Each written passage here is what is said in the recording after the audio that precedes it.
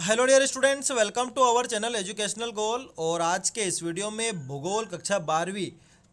तो देखिए, सबसे पहले आपको क्या दिया हुआ है, सही विकल्प दिया हुआ है। ठीक है, पहला है आमूलवादी यानी कि रेडिकल विचारधारा का प्रतिपादन किसने किया, तो उनका नाम है कार्ल मार्क्स। ठीक है, फिर अगला है विश्व के किस महाद्वीप में जनसंख्या सर्वाधिक है, तो एशिया महाद्वीप में सर्वाधिक जनसंख्या है।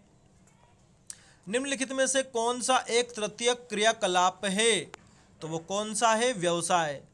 डियर स्टूडेंट्स, जो भी चैनल पर नए हैं चैनल को सब्सक्राइब जरूर करें, साथ ही साथ हमारा जो टेलीग्राम चैनल है एजुकेशनल गोल उसको भी ज्वाइन करना है। ठीक है, देखिए चौथा प्रश्न है, निम्नलिखित में से किस राज्य से सर्वाधिक अप्रवासी आते हैं। देखिए इसमें क्या पूछा है, किस राज्य से आते हैं।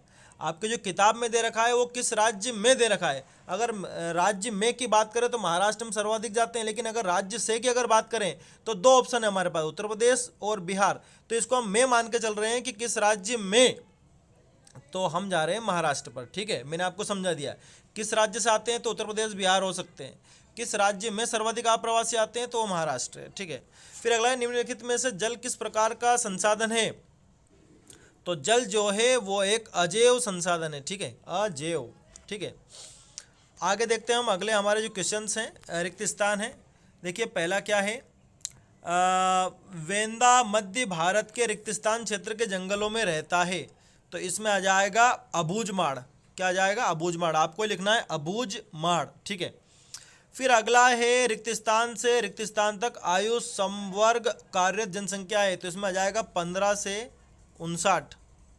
15 से क्या आ जाएगा, 59 आ जाएगा। भारत विश्व व्यापार संघ के, इसमें आ जाएगा संस्थापक सदस्य। क्या आ जाएगा, संस्थापक सदस्य में से एक रहा है, संस्थापक सदस्य में से एक रहा है। ठीक है, अगला है, रिक्त स्थान का देश के अत्यंत महत्वपूर्ण घटक होते हैं। देखिए अभी स्पष्ट नहीं कहा है कि है, अब समझ में नहीं आ रहा है कि ये प्रश्न पूछना क्या चाहता है। अगर हम इसमें लिख दें वन तो वन भी फिट बैठ जाएगा, अगर हम लिख दें खनिज तो खनिज भी किसी भी देश के लिए बहुत ही महत्वपूर्ण घटक होते हैं, जनसंख्या भी होती है। अब ये क्या है समझ में नहीं आ रहा है, तो ये हम आपके ऊपर छोड़ रहे हैं क्योंकि प्रश्न स्पष्ट नहीं है। आगे बढ़ते हैं, समतल क्षेत्रों में ग्रामीण बस्तियों का जो प्रतिरूप दिखाई देता है वो होता है आयताकार। कैसा होता है, आयताकार। ठीक है, आगे, भरमौर जनजातीय क्षेत्र हिमाचल प्रदेश के कौन से जिले में स्थित है, तो जिले का नाम है चंबा। चंबा, ठीक है, चंबा जिले में। ठीक है, आगे बढ़ते हैं, क्या है आगे देखते हैं हम। हाँ, सही जोड़ी है। देखिए विश्व में निम्नतम लिंग अनुपात जो है वो संयुक्त अरब अमीरात में है। सामूहिक कृषि जो होती है उसको कहते हैं कोलरवोज। ठीक है, रूस में। अंगूर की जो कृषि है वो भूमध्य सागरीय कृषि है। खाद्यान्न फसल आप सभी को पता है कि गेहूं होती है, और परंपरागत ऊर्जा का संसाधन जो है वो क्या है, कोयला है। ठीक है, तो ये आपकी जोड़ी हो गई। अब आगे देखते हैं हम, एक शब्द या एक वाक्य में उत्तर लिखिए कि भारत में लिंगानुपात किस प्रकार ज्ञात किया जाता है। तो देख लेते हैं इसको कि किस प्रकार से ज्ञात करते हैं। तो ये देखिए आपकी किताब का ही पेज है और यहाँ पर साफ साफ लिखा हुआ है कि ये इस प्रकार से ज्ञात करते हैं, स्त्रियों की संख्या बटे पुरुषों की संख्या गुणित 1000। ठीक है, तो इस प्रकार से ही आपको लिखना है इतना। ठीक है, अब आगे प्रश्न में है कि 2011 की जनगणना के अनुसार भारत की जनसंख्या कितनी है, तो 121 करोड़ है। 121 करोड़ या 1 अरब 21 करोड़ है। ठीक है, फिर अगला पूछा है, भारत के किस राज्य में स्त्री साक्षरता दर न्यूनतम है, सबसे कम है, मतलब जहाँ सबसे कम पढ़ी लिखी स्त्रियां हैं वो है बिहार राज्य। ठीक है, बिहार आ जाएगा इसमें। आगे बढ़ते हैं, देखिए अगला पूछा है, बड़ी लाइन या ब्रॉड गेज में रेल पटरियों के बीच दूरी कितनी होती है। दूरी जो पूछी है दो रेल पटरियों के बीच में, तो वो होती है 1.616 मीटर। 1.616 मीटर। फिर अगला है, स्थान बदल कर। देखिए बहुत ज़्यादा टाइपिंग मिस्टेक अब दिल कर पूछ लिया है, स्थान बदल कर लिखा है जबकि ये स्थान बदल कर की जाने वाली कृषि क्या कहलाती है, तो इसको बोलते हैं स्थानांतरित कृषि। स्थानांतरित कृषि। ठीक है, स्थानांतरित कृषि। ठीक है, अगला पूछा है कि महानगर की जनसंख्या कितनी होती है, तो 10 लाख से अधिक अगर है, 10 लाख जनसंख्या से अगर अधिक जनसंख्या है तो वो महानगर की श्रेणी में आते हैं, ठीक है। तो 10 लाख तो होनी चाहिए, 10 लाख से अधिक होनी चाहिए। आगे देखते हैं हम सत्य कि वेनेजुएला जो है वो ओपेक का सदस्य देश है। ओपेक ये सारे जो तेल उत्पादन करते हैं वो सारे देश हैं, तो उसमें एक वेनेजुएला भी है। सत्य बात है, पहले वाला सत्य है। इथोपिया की राजधानी अदीस अबाबा है, सत्य है। अगला है कि आंतरिक प्रवास के अंतर्गत 3 धाराएं आती है, असत्य है, 4 धाराएं आती है, ठीक है। अगला है भारत की संपूर्ण पहली जनगणना 1881 में संपन्न हुई थी, ये बात सत्य है। फिर अगला है भारत कपास के उत्पादन में विश्व में प्रथम स्थान पर है, यह सत्य बात है। अमेरिका पहले पर आता है। ईमेल एक जनसंचार का माध्यम है, तो ये बात सत्य है। तो ये देखिए पहला प्रश्न है, रेडजेल के अनुसार मानव भूगोल की परिभाषा लिखिए, ठीक है। तो देखते हैं इसका उत्तर। तो ये देखिए इसका उत्तर कि रेडजेल के अनुसार मानव भूगोल मानवीय समाजों और धरातल के बीच संबंधों का अध्ययन है, ठीक है। रेडजेल आधुनिक मानव भूगोल के जन्मदाता थे। रेडजेल की पुस्तक का नाम एंथ्रोपोजियोग्राफी है, ठीक है। पुस्तक का नाम याद रखना है आपको, एंथ्रोपोजियोग्राफी। उन्होंने मानव समाजों एवं पृथ्वी के धरातल के संबंधों संश्लेषणात्मक अध्ययन पर जोर दिया। पृथ्वी पर जो भी मानव निर्मित दृश्य दिखाई देते हैं उन सबका अध्ययन मानव भूगोल के अंतर्गत आता है। अब अथवा वाला भी देख लेते हैं। देखिए अथवा वाला प्रश्न है कि मानव भूगोल के 2 उप क्षेत्रों के नाम लिखिए। देखते हैं इसको। तो ये देखिए इसका उत्तर कि मानव भूगोल के कुछ उपक्षेत्र हैं, उनके नाम है आर्थिक भूगोल, सांस्कृतिक भूगोल, सामाजिक भूगोल, जनसंख्या भूगोल, ऐतिहासिक भूगोल और राजनीतिक भूगोल, ठीक है। ये मानव भूगोल के कुछ उपक्षेत्र हुए। आगे बढ़ते हैं। देखिए 7वां प्रश्न है कि चलवासी पशुचारण किसे कहते हैं, इसको देख लेते हैं। उसके बाद उसके अथवा वाला भी देखेंगे कि व्यापारिक पशुपालन किसे कहते हैं। तो ये देखिए चलवासी पशुचारण कि चलवासी पशुचारण में विभिन्न प्रकार के पशुओं को रखा जाता है। चलवासी पशुपालन में चारा प्राकृतिक रूप से विकसित होता है। इसमें पशुओं के प्रजनन और नस्ल, ये नस्ल है, नस्ल सुधार के प्रयास नहीं किए जाते। चलवासी पशुचारण में पशुओं के स्वास्थ्य की जांच तथा उपचार की व्यवस्था नहीं होती है, ठीक है। मतलब सामान्य चीज़ें हैं चलवासी पशुचारण में। लेकिन अगर व्यापारिक पशुपालन अगर आप कर रहे हैं तो व्यापारिक पशुपालन में चारे तथा जल की समुचित व्यवस्था की जाती है तथा चरवाहे स्थायी तौर पर एक ही स्थान पर पशुओं के साथ रहते हैं। व्यापारिक पशुपालन में आधुनिक पद्धति से पशुपालन किया जाता है। व्यापारिक पशुपालन में दूध, मांस, खाल, ऊन आदि का उत्पादन होता है जिसका अन्य देशों के साथ व्यापार किया जाता है। अब देखते हैं अगला प्रश्न हम। अगला प्रश्न है स्थानांतरित कृषि की 2 विशेषताएं लिखिए या फिर व्यापारिक कृषि की कोई 2 विशेषताएं लिखना है, ठीक है। एक स्थानांतरित कृषि है और एक व्यापारिक कृषि है। तो ये देखिए स्थानांतरित कृषि देख लीजिए आप।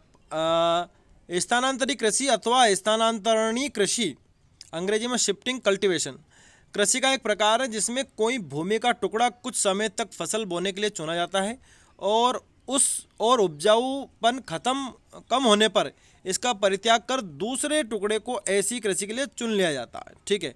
इसको बोलते हैं स्थानांतरित कृषि, मतलब जिसमें स्थान को बार बार बदला जाता है। फिर इसके अथवा वाला जो क्वेश्चन है वो है व्यापारिक कृषि की विशेषताएं आपको बतानी थी, तो हम देख लेते हैं कि व्यापार के उद्देश्य से की जाने वाली कृषि को व्यापारिक कृषि कहते हैं। व्यापारिक कृषि की विशेषताएं जो हैं वो क्या क्या हैं। इन कृषि प्रदेशों में दूध देने वाली जर्सी जैसे अन्य कई जातियों की गाय पाली जाती है। गाय के अतिरिक्त मुर्गी, सुअर आदि भी पाले जाते हैं। इन कृषि में पशुपालन वैज्ञानिक ढंग से किया जाता है, अतः अधिक श्रम और पूंजी की आवश्यकता होती है। दूध तथा दूध से बने पदार्थों का वितरण दूरी के अनुसार होता है। नगरों के समीप स्थित फार्मों से प्रतिदिन ताज़ा दूध सीधे बाजार भेज दिया जाता है तथा अधिक दूर वाले स्थान पर मक्खन तथा पनीर का निर्यात किया जाता है, ठीक है। ये हो गए आपके व्यापारिक जो कृषि है और स्थानांतरित कृषि। अब आगे बढ़ते हैं। देखिए अगला प्रश्न है कृषि आधारित उद्योगों के नाम लिखिए अथवा कुटीर उद्योग की कोई 2 विशेषताएं लिखिए। देख लेते हैं पहले कृषि आधारित उद्योग। तो ये देखिए कृषि आधारित उद्योग धंधों में कपास उद्योग, गुड़ व खांडसारी उद्योग, फल व सब्जियों आधारित उद्योग, आलू आधारित उद्योग, कृषि उद्योग, सोयाबीन आधारित, तिलहन आधारित, जूट आधारित व खाद्य संवर्धन आधारित उद्योग उपलब्ध है, ठीक है। मतलब ये सारे प्रमुख हैं। और उसके 8वां में क्वेश्चन था कि कुटीर उद्योग की विशेषताएं आपको बतानी। तो देखिए कुटीर उद्योग जो है उनकी विशेषता क्या क्या है। साधारण पूंजी, साधारण औजार, आधुनिक तकनीक, परिवार के सदस्य ही श्रम करते हैं इसमें, ठीक है। स्थानीय स्तर पर ही कच्चा माल प्राप्त हो जाता है और परिवार के सदस्य ही सामानों को बाजार में बेच देते हैं। ये कुटीर उद्योग की विशेषताएं हैं, ठीक है। अब अगला प्रश्न देखते हैं हम। 10वां प्रश्न है कि मानव बस्ती को परिभाषित कीजिए। इसी को देखेंगे हम, इसको हम नहीं देख रहे हैं तो देख लेते हैं इसको जरा। ये देखिए, एक स्थान जो साधारणतया स्थायी रूप से बसा हुआ हो उसे मानव बस्ती कहते हैं। मकानों का स्वरूप बदला जा सकता है, उनके कार्य बदल सकते हैं, किंतु बस्तियां समय एवं स्थान के साथ निरंतर बसती रहेगी। कुछ बस्तियां अस्थायी हो सकती है जिसमें निवास कुछ ही समय जैसे कि एक ऋतु के लिए होता है, ठीक है। तो जहाँ पर भी मानव बस जाता है वो मानव बस्तियां कहलाती है, ठीक है। आगे बढ़ते हैं। अगला प्रश्न है मुख्य श्रमिक किसे कहते हैं, या फिर भारतीय श्रमिकों को व्यावसायिक संवर्ग में वर्गीकृत कीजिए। 2 प्रश्न है हमारे पास, देख लेते हैं इनको। तो ये देखिए, वर्ष में अगर 183 दिन रोजगार किसी व्यक्ति को मिलता है तो मुख्य श्रमिक है, ठीक है, और उससे कम है तो मुख्य श्रमिक नहीं है। तो देखिए 8वां वाला प्रश्न था हमारा कि जो भारतीय श्रमिकों को व्यावसायिक संवर्ग में बांटना था। तो देखिए, व्यावसायिक संगठन का अर्थ किसी व्यक्ति के खेती, विनिर्माण, व्यापार, सेवाओं अथवा किसी भी प्रकार की व्यावसायिक क्रियाओं में लगे होने से है जिससे उसे आर्थिक लाभ प्राप्त होता है। आर्थिक स्तर की दृष्टि से भारत की जनसंख्या को 3 वर्गों में बांटा जाता है, ठीक है, जिनके नाम है मुख्य श्रमिक, सीमांत श्रमिक और अश्रमिक। सन 2001 की जनगणना ने भारत की श्रमजीवी जनसंख्या को 4 प्रमुख संवर्गों में बांटा है। देखो, कृषक है एक कृषि मजदूर है, घरेलू औद्योगिक श्रमिक है और अन्य श्रमिक, ठीक है। ये 4 प्रकार की कैटेगरी हो सकती है, ये 4 भी हो सकती है या फिर 3, मुख्य श्रमिक, सीमांत श्रमिक या अश्रमिक, ठीक है। आगे बढ़ते हैं अगले प्रश्न की तरफ। प्रश्न है गैरिसन नगर किसे कहते हैं, या फिर प्रशासनिक नगरों के कोई 2 उदाहरण लिखिए। तो ये देखिए, गैरिसन नगर क्या होते हैं। गैरिसन नगर वे नगर हैं जिनका निर्माण एक सैन्य अड्डे की स्थापना का परिणाम है। इन्हें छावनी नगर भी कहा जाता है। गैरिसन नगर जैसे कि ये शहर है अम्बाला, जालंधर, महू, बबीना, उधमपुर आदि जैसे गैरिसन नगरों के रूप में उभरे हैं, ठीक है। उसके बाद जो अगला हमारा प्रश्न है, प्रशासनिक नगरों के कोई 2 उदाहरण देने। तो देखिए, राष्ट्रों और राज्यों की राजधानियां जहां केंद्रीय सरकार या प्रांतीय सरकार के प्रशासनिक कार्यालय होते हैं उन्हें प्रशासनिक नगर कहा जाता है। जैसे नई दिल्ली भारत का हो गया, कैनबरा ऑस्ट्रेलिया की राजधानी हो गई, चीन की राजधानी बीजिंग हो गई। राज्यों में भी प्रशासनिक कार्य वाले नगर होते हैं, जैसे बिहार की जो राजधानी पटना है, चेन्नई तमिलनाडु की हो गई, ठीक है। तो ये हो गए हमारे प्रशासनिक नगर। 13वां प्रश्न हमारा है प्रदूषक एवं प्रदूषण में क्या अंतर है। इससे पहले के अगर 2 वीडियो नहीं देखे हैं तो हमारे चैनल पर जाकर के आप उन वीडियोस को देख सकते हैं, और साथ ही साथ इस वीडियो के डिस्क्रिप्शन बॉक्स में दोनों वीडियो की लिंक भी मैं दे दूंगा, ठीक है। तो देखिए क्या है प्रश्न हमारा, प्रदूषक एवं प्रदूषण में क्या अंतर है, देखते हैं इसको। तो ये देखिए, प्रदूषण क्या होता है पहले ये देखते हैं कि मानवीय क्रियाकलापों से उत्पन्न अपशिष्ट उत्पादों से प्राकृतिक घटकों जैसे जल, वायु व भूमि के मूलभूत गुणों का जो ह्रास होता है उसको हम प्रदूषण कहते हैं, यह प्रदूषण कहलाता है, ठीक है। वो प्रदूषक कौन होता है, जो प्रदूषित करता है, ठीक है। उन पदार्थों उत्पादों को प्रदूषक कहते हैं जो प्राकृतिक घटकों जैसे जल, वायु, भूमि में घुल मिलकर उनकी गुणवत्ता को प्रभावित करते हैं या खराब करते हैं, ठीक है। उनको हम बोलते हैं प्रदूषक, ठीक है। अब अथवा वाला प्रश्न देख लेते हैं। अथवा वाला प्रश्न है कि वायु प्रदूषण के कोई 2 स्रोत लिखिए, देख लेते हैं इसको। तो ये देखिए, वायु प्रदूषण के प्रमुख स्रोत हैं जीवाश्म ईंधन जैसे कोयला, पेट्रोलियम, प्राकृतिक गैस का दहन, ये सब वायु प्रदूषण के लिए जिम्मेदार हैं। औद्योगिक प्रक्रमण से उत्पन्न विषाक्त धुएं वाली गैसों का उत्सर्जन, खनन कार्य, ये सभी वायु में सल्फर, नाइट्रोजन के oxide, hydrocarbon, carbon dioxide, carbon monoxide, सीसा व एस्बेस्टास को वायुमंडल में निर्मुक्त करते हैं, और इससे क्या होता है, वायु जो हमारी वो प्रदूषित होती है, ठीक है। फिर हमारा 14वां प्रश्न है कि जनसंख्या वितरण को प्रभावित करने वाले तीन भौगोलिक कारण लिखने। कैसे कारण लिखने हैं? भौगोलिक कारण। ठीक है, देखते हैं इसका उत्तर। तो ये देखिए, जनसंख्या के वितरण को प्रभावित करने वाले तीन भौगोलिक कारक। देखिए, प्राकृतिक कारक, धरातलीय स्वरूप, जलवायु, मृदा और प्राकृतिक वनस्पति। एक तो ये कारण हो गया जनसंख्या वितरण का।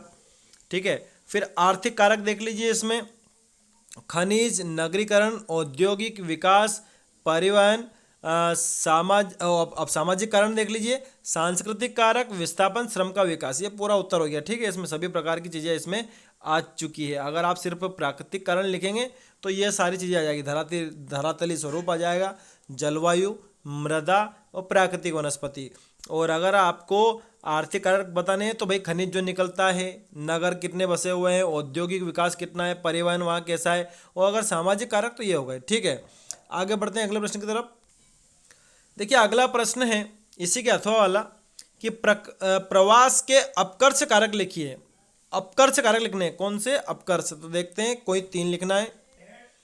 तो ये देखिए, प्रवास के अपकर्ष कारक, रोजगार के बेहतर अवसर, जीवन यापन की अच्छी दशाएं, शांति सुरक्षा, अनुकूल जलवायु, जल की उपलब्धता, समतल उपजाऊ भूमि, ठीक है, शिक्षा व स्वास्थ्य सेवाओं का विकास आदि ऐसे कारक है कि किसी स्थान पर अप्रवास का कारण बनते हैं। ठीक है, विश्व के ऐसे स्थान लोगों को स्थायी रूप से बसने के लिए आकर्षण का केंद्र होते हैं, यानी कि यहाँ पर लोग आकर के आगे रह करके बसेंगे, प्रवास करेंगे यहाँ के लिए। ठीक है, तो ये अपकर्ष कारक है, प्रतिकर्ष कारक नहीं, अपकर्ष कारक है। ठीक है, आगे बढ़ते हैं अगले प्रश्न की तरफ। तो अगला प्रश्न है प्रश्न नंबर 15, और प्रश्न पूछा है लघु एवं वृहत उद्योग में कोई तीन अंतर बताने। ठीक है, मतलब छोटे उद्योग और बड़े उद्योग में।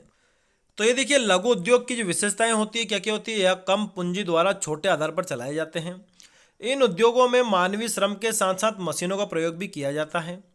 ठीक है, और भी इसमें पॉइंट है कि कच्चा माल बाहर से भी मंगाया जाता है तथा तैयार माल को बाहर के बाजार में भी भेजा जाता है।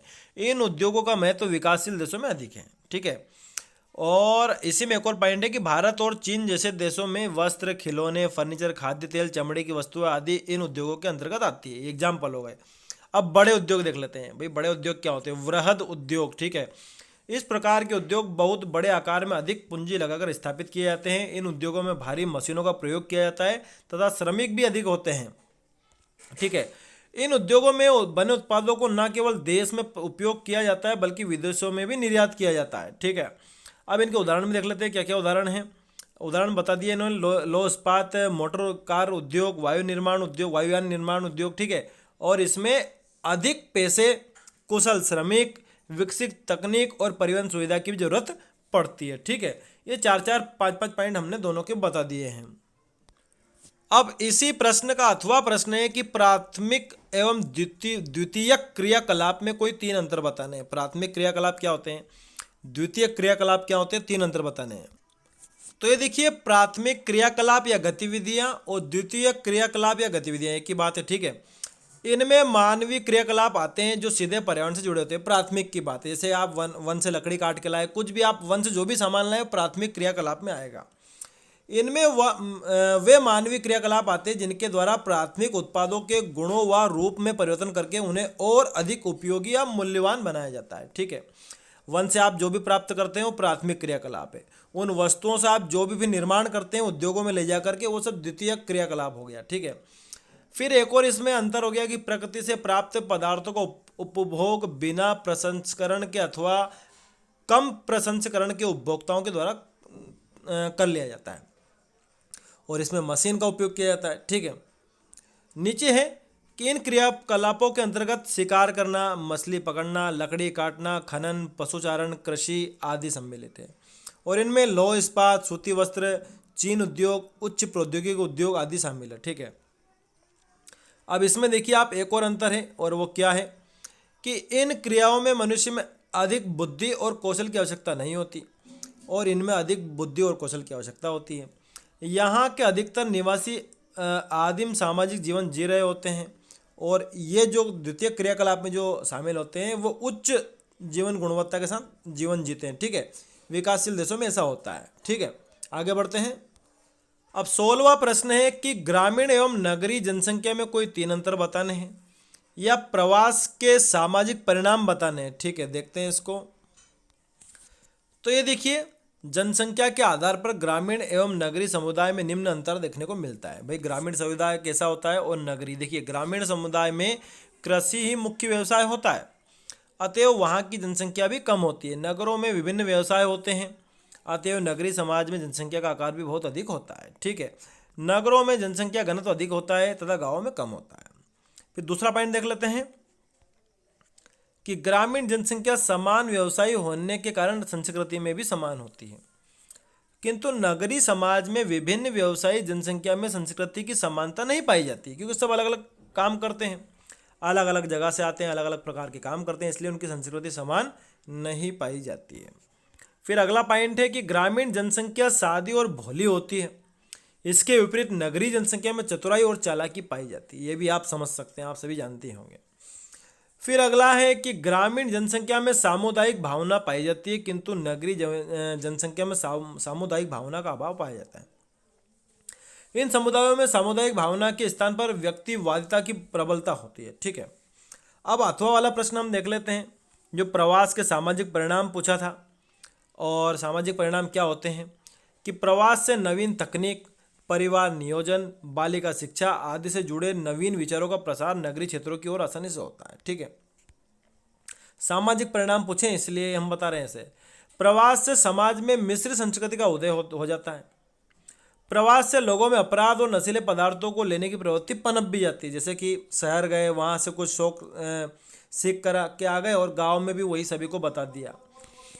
तो इस तरह से भी प्रवास के सामाजिक ये परिणाम है, अच्छे भी हैं बुरे भी हैं, सभी प्रकार के होते हैं, वो तो पॉजिटिव पॉइंट नेगेटिव सभी रहते हैं। फिर अगला है बंजर एवं व्यर्थ भूमि एवं कृषि योग्य व्यर्थ भूमि में अंतर लिखिए, और उसके अथवा में रबी एवं खरीफ की फसलों में कोई 3 अंतर लिखिए। देखिए पहले अथवा वाला देख लेते हैं। खरीफ की फसल यह मानसून ऋतु के आगमन के साथ शुरू हो जाती है। इसकी प्रमुख फसलें धान, ज्वार, बाजरा, मक्का, कपास, पटसन, मूंगफली। ठीक है, इन फसलों के पकने में कम समय लगता है। इन फसलों का प्रति हेक्टेयर उत्पादन कम होता है। ये फसलें सितंबर अक्टूबर में काटी जाती है। ठीक है, ये खरीफ की फसलें हैं। ठीक है, रबी की फसलें अगर हम देखें तो ये मानसून ऋतु के बाद शरद ऋतु के साथ शुरू होती है। इनकी जो मुख्य फसल है गेहूँ, जौ, चना, सरसों, अलसी, जिसे तेल निकालने के बीज आदि। इन फसलों के पकने में अपेक्षाकृत अधिक समय लगता है। ठीक है, और इन फसलों का प्रति हेक्टेयर उत्पादन भी अधिक होता है और ये फसलें मार्च अप्रैल तक काटी जाती है। ठीक है, अब इसका अथवा वाला भी देख लेते हैं। तो ये देखिए, बंजर भूमि होती है या अनउपजाऊ भूमि है जो कृषि के योग्य नहीं होती है। और कृषि योग्य व्यर्थ भूमि वो भूमि होती है जिसमें पिछले 5 वर्षों या इससे अधिक समय तक कृषि नहीं की गई हो। ठीक है, मतलब कृषि योग्य तो है लेकिन उस पर कृषि नहीं हो रही है। आधुनिक प्रौद्योगिकी की मदद से इसे कृषि योग्य नहीं बनाया जा सकता क्योंकि ये बंजर है, और आधुनिक प्रौद्योगिकी की मदद से इसे कृषि योग्य बनाया जा सकता है। फिर तीसरी बात है, ऐसी भूमि पहाड़ों, मरुस्थलों और खड्ड आदि में मिलती है, और यह भूमि जल भराव, लवणता तथा मृदा क्षारता वाले स्थानों पर मिलती है। ठीक है, अब अगला प्रश्न देखते हैं। अगला प्रश्न है, इंदिरा गांधी नहर कमान क्षेत्र का सिंचाई पर क्या प्रभाव पड़ा लिखिए, या फिर भारतीय राष्ट्रीय जल नीति 2002 की विशेषताएं लिखिए। पहला वाला उत्तर देखेंगे हम। तो देखते हैं इस नहर का क्या प्रभाव पड़ा। तो नहर कमान क्षेत्र में सिंचाई के प्रसार ने इस मरुस्थल भाग की पारिस्थितिकी, अर्थव्यवस्था तथा समाज को बदल दिया। इस नहर के प्रभाव निम्न है। तो सारे प्रभाव यहाँ पर लाइन टू लाइन है कि कमान क्षेत्र में विकास कार्यक्रमों के क्रियान्वयन से वन तथा चारागाहों के क्षेत्रफल में उल्लेखनीय वृद्धि हुई, जिससे वायु अपर्दन तथा नहरी तंत्र में बालू जमाव की क्रियाएं धीमी पड़ गई। दूसरा है, इस क्षेत्र में बोए गए क्षेत्र व सिंचित क्षेत्र में उल्लेखनीय वृद्धि अनुभव की गई। ये अच्छा पॉइंट है, आपको याद हो जाएगा सरलता से। तीसरा है, कमान क्षेत्र में फसलों की सघनता में वृद्धि हुई। फिर अगला है, चना, बाजरा तथा ग्वार जैसी बोई जाने वाली पारंपरिक फसलों के स्थान पर गेहूं, कपास, मूंगफली तथा चावल की फसलें उत्पादित की जाने लगी। कमान क्षेत्र में पशुधन उत्पादकता में अत्यधिक वृद्धि हुई। फिर अगला है सघन सिंचाई तथा जल के अत्यधिक प्रयोग से अनेक क्षेत्रों में जल भराव व मृदा लवणता जैसी पर्यावरणीय समस्याएं सामने भी आई। ठीक है, अब देखते हैं अथवा वाला प्रश्न। तो ये देखिए सीधा आंसर हम यही वेबसाइट से इसको बता रहे हैं कि भारतीय राष्ट्रीय जल नीति 2002 की कोई 4 विशेषताएं। ठीक है, कम जल वाले क्षेत्रों को अधिक जल वाले क्षेत्र से जोड़ा जाना चाहिए जिससे वहाँ की खेतीबाड़ी की जा सके, ये पहला पॉइंट।